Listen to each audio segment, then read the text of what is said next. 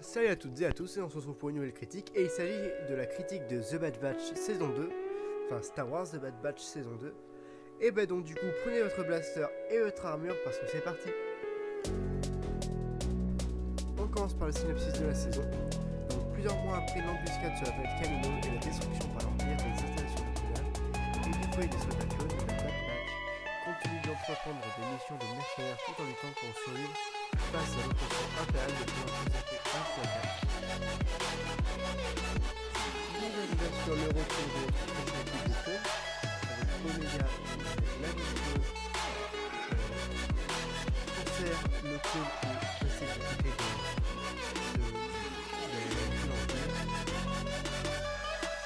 Hunter, le chef de la Bad Batch, Breaker, les muscles, Tech, le cerveau, Echo, il est une sorte un peu robotique, c'est une sorte de cyborg un peu. Et bien sûr, bah après, voilà, on a cité tous les personnages principaux. Saison 2, épisode 1, butin de guerre.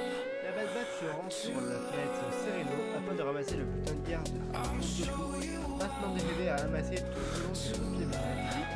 Malheureusement, tout le monde a eu la même idée, en particulier le monde aquatique au début de la planète se nomme Annie et en référence à la pirate Annie Bonny. Le nom du capitaine Dutko provient de l'expression Roger Dutko, utilisée dans le vocabulaire radio-professionnel de la personne sans à la personne demandée. Le palais du prince Dooku apparaît pour la première fois dans l'épisode Les Sœurs de la Nuit de The Clone Wars, tandis que le cargo de transport de conteneurs provient de l'épisode Mon ami les droïdes de Rebelle. Saison 2, épisode 2, Vestiges de guerre. Tandis qu'il prépare son évasion, le Bad Batch doit décider à qui se fier.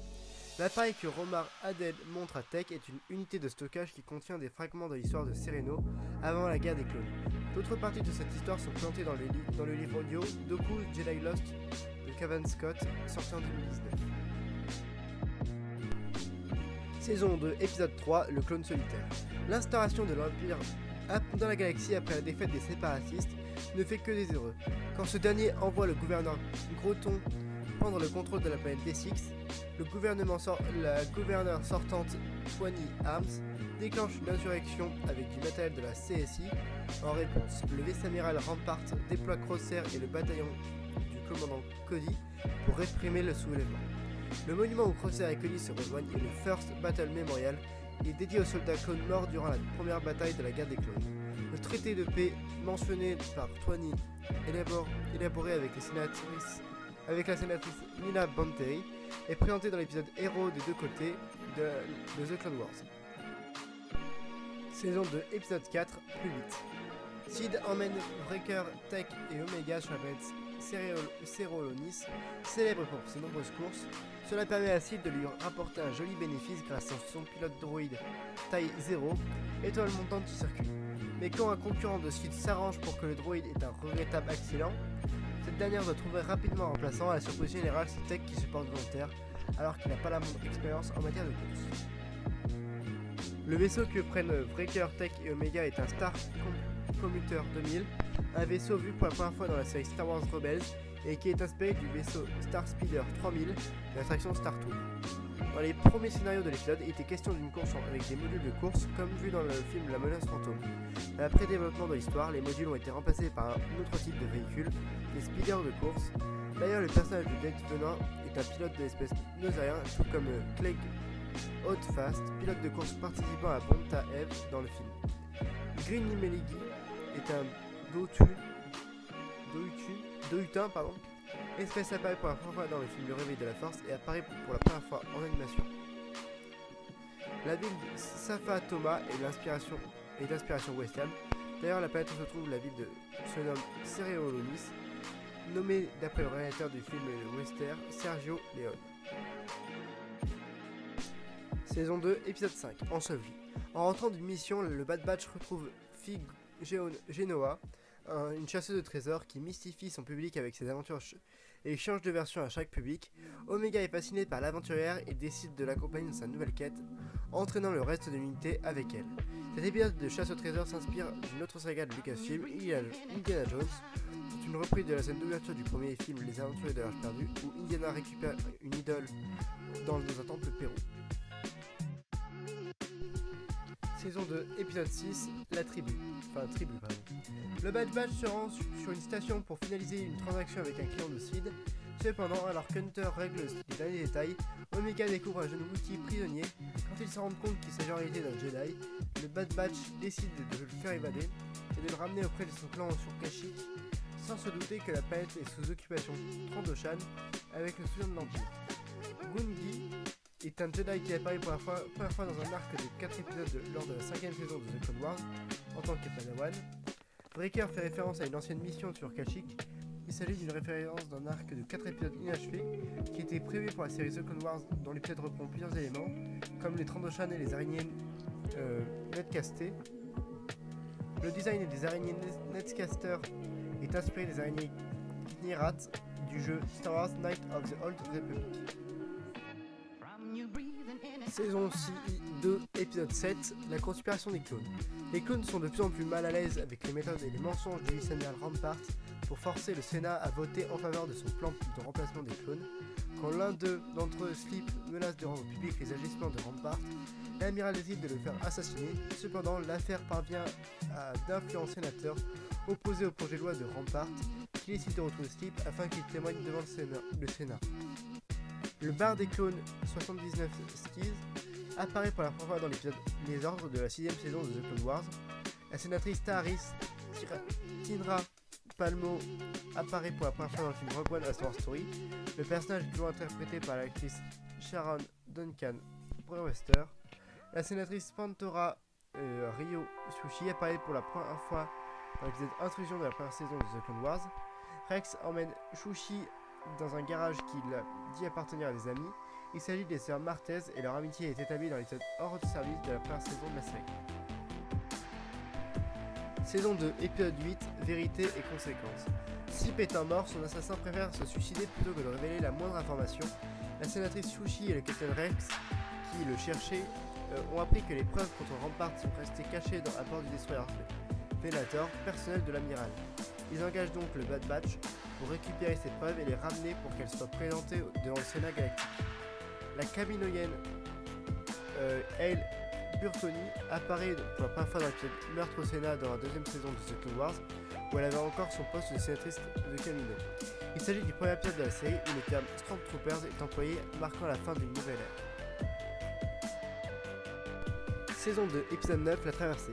Les Bad Batch retournent auprès de Sid après l'échec de leur plan. Même si le vice-amiral Rampart a été destitué, Sid envoie l'escouade extraire de l'Ipsium d'une mine qu'elle a récemment achetée, mais au cours de l'expédition, leur vaisseau est volé. Forcés de se diriger à pied vers un spatioport, ils se retrouvent piégés dans une autre mine lorsque l'Ipsium qu'ils avaient extrait explose alors qu'ils voulaient se protéger d'une tempête. Saison 2, épisode 9, récupération. Le vaisseau du Bad Batch, volé par un jeune garçon nommé Benny Barrow, est emmené chez le patron de l'enfant, Moko. Celui-ci décide de le démonter pour le revendre en pièces détachées.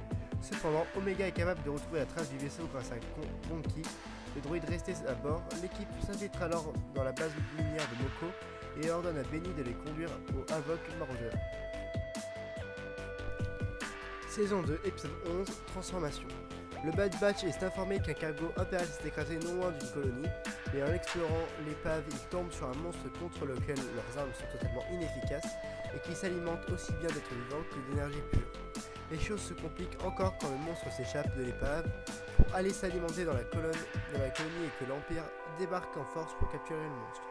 L'épisode fait suite à un arc de 2 épisodes de la saison 2 de la série The Clone Wars où une bête de Zillo adulte fait son apparition. À la fin de l'épisode, il est capturé et tué par la République et Palpatine réquisitionne un scientifique pour pouvoir cloner la bête.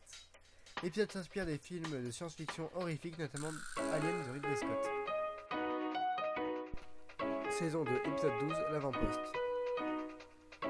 Après la destitution du vice-amiral Rampart, Crosser se voit placé sous les ordres du lieutenant Nolan Ils sont envoyés assurer la garde d'un dépôt de ravitaillement sur la planète reculée Barton 4, avec les derniers survivants d'une compagnie de clones laissés à l'abandon. Le mépris de plus en plus flagrant affiché par l'Empire envers les clones pousse Crosshair à s'interroger sur son alliance. Saison 2, épisode 13, Pablo. Après toutes leurs aventures, le Bad Batch accompagne Fig Genoa, la chasseuse de trésors, chez elle sur une île nommée Pablo. La douceur de vivre de ce foyer et le bonheur d'Omega à trouver de nouvelles amies en ce lieu amènent les clones à envisager de rester sur place et de manière plus permanente. Saison 2, épisode 14, point de non-retour. Crosshair, après avoir exécuté son supérieur, est torturé par le Dr Royce Hemlock, responsable du programme impérial de recherche sur le clonage, pour livrer des renseignements sur la meilleure façon de retrouver Omega, afin d'utiliser pour forcer les scientifiques caminoïens à révéler leur secret de clonage. Parvenu à se libérer, il tente d'avertir son ancienne escouade du danger qui les menace. Pour avertir la Bad Batch, Crosshair emploie le mode code 88, aussi appelé la traque. Saison 2, épisode 15, le sommet. L'avertissement de Crosshair signe à la fin des vacances pour le Bad Batch, qui hésite de libérer leur ancien coéquipier. Pour retrouver sa trace, ils doivent infiltrer un sommet secret hautement sécurisé tenu par le gouverneur Tarkin, et ce, afin de placer une balise permettant de suivre le Dr Royce Hemlock, afin qu'il les mène au centre de recherche où Crosshair est détenu. Orson Krennic, l'antagoniste principal du film Rogue One: A Star Wars Story, apparaît dans cet épisode. Le personnage est toujours interprété par l'acteur Ben Mendelsohn. En plus de Krennic, deux autres impériaux présents lors de la réunion avec Tarkin ont fait des apparitions dans d'autres médias. Hearst Romodi apparaît pour la première fois dans le film Un Nouvel Espoir, tandis que Barton Coburn fait sa première apparition dans l'épisode Sauvetage à la Citadelle de la 3e saison de The Clone Wars.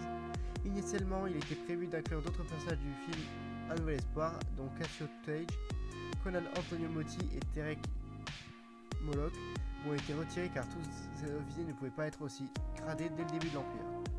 Le projet Stardust, mentionné dans l'épisode, est le nom de code du projet visant à créer le super laser de l'étoile de la mort.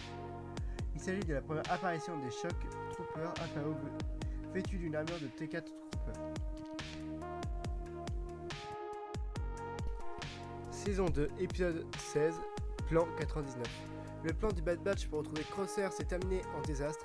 En effet, Saw Gerrera a fait exploser le complexe pour tenter d'éliminer les hauts dignitaires impériaux en conférence, tentative qui s'est avérée elle aussi être un échec. Ce sabotage conduit le Bad Batch dans une situation désespérée et la force à employer leur ultime recours, le plan 99. Cet épisode marque la mort de l'un des membres du Bad Batch, Tech. Alors, quel est mon avis sur cette saison 2 de The Bad Batch? Eh ben, je suis vraiment mitigé parce que d'un côté on a de bons épisodes, mais on est très loin de l'arc narratif principal de la série qui est Omega. Enfin, tout le mystère qu'il y a autour d'Omega, je veux dire.